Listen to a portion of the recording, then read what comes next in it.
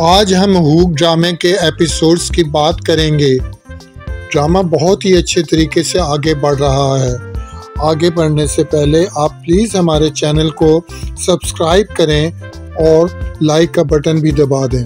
कहानी पर बात करने से पहले सबसे पहले इसकी चंद गलतियों की बात करते हैं। एक सीन में दिखाया गया है कि मुलाजमा परवीन, जिसे मालूम है हया के हाथों में लॉन में काम करने की वजह से छाले पड़ गए हैं, लेकिन फिर भी उसे बर्तन धोने के लिए कहती है। अब सवाल ये पैदा होता है कि कोई भी शख्स गंदे बर्तनों में या फिर जिन बर्तनों को किसी शख्स ने अपने छाले वाले हाथों से धोया हो तो उन बर्तनों में खाना खाना पसंद नहीं करता। नंबर 2, एक दूसरे सीन में मैमूना को हया को ढूंढते हुए दिखाया गया है, जबकि वो एक बहुत ही अमीर औरत है। अगर मैमूना को हया से बात करनी थी तो उसे अपने कमरे में बुलवा कर बात करती। नंबर 3, अब एक और बात गौर तलब है।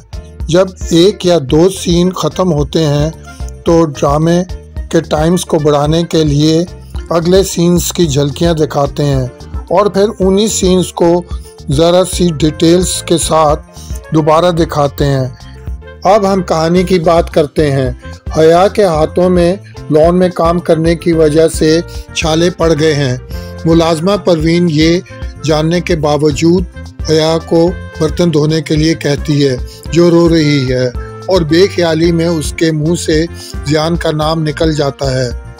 मैमूना ये सुनकर मौके से फ़ायदा उठाते हुए ये बात जाफ़र को बताती है ताकि जाफ़र हया को घर से निकाल दे, लेकिन जाफ़र ये सुनकर चुप हो जाता है। फिर मैमूना गुस्से में हया के पास जाकर उसे कहती है, तुम्हारी जुर्रत कैसे हुई कि यहाँ रहते हुए तुम जियान को याद करो।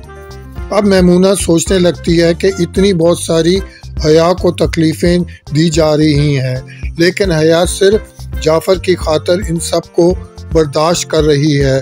अब मुझे कुछ करना होगा ताकि आइंदा जाफ़र हया की शक्ल ना देख सके। दूसरी तरफ जियान फ़ोन पर हया से बात करने की कोशिश करता है, लेकिन कामयाब नहीं होता। फिर एक दूसरे सीन में जियान जाफ़र के घर जाता है और गार्ड से जाफ़र से मिलने के लिए कहता है, लेकिन गार्ड्स उसे बताते हैं कि जाफ़र कहीं बाहर गया हुआ है, लिहाजा जाफ़र वापस आ जाता है। एक और सीन में मैमूना वली से कहती है, रात को 2-3 रॉन्ग कॉल्स आई थीं, लेकिन दूसरी तरफ कोई बात नहीं करता। पता लगाओ ये शख्स कौन है, फिर हम इसका इंतज़ाम करेंगे।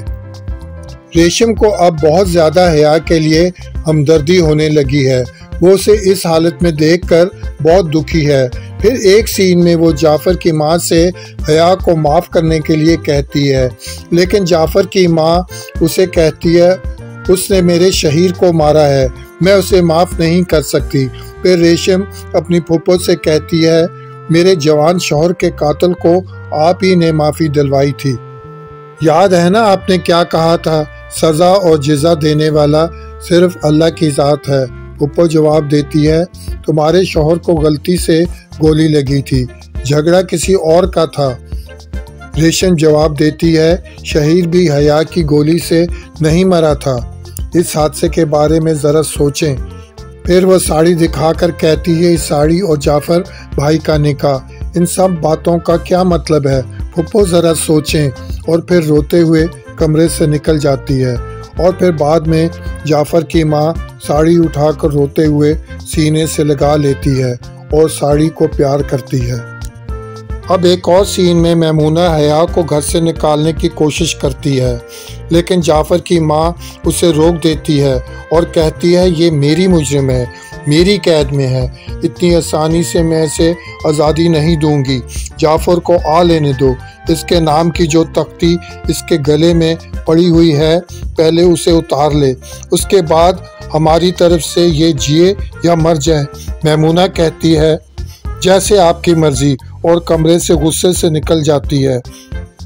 फिर हया जाफ़र की माँ से कहती है, जाफ़र ने मुझसे ज़बरदस्ती निकाह किया था, लेकिन अब वो इस निकाह को ज़बरदस्ती नहीं तोड़ सकेंगे। उम्मीद है आपको ये वीडियो पसंद आई होगी। खुदा हाफिज, फिर मिलेंगे नई वीडियो के साथ। Thanks for watching.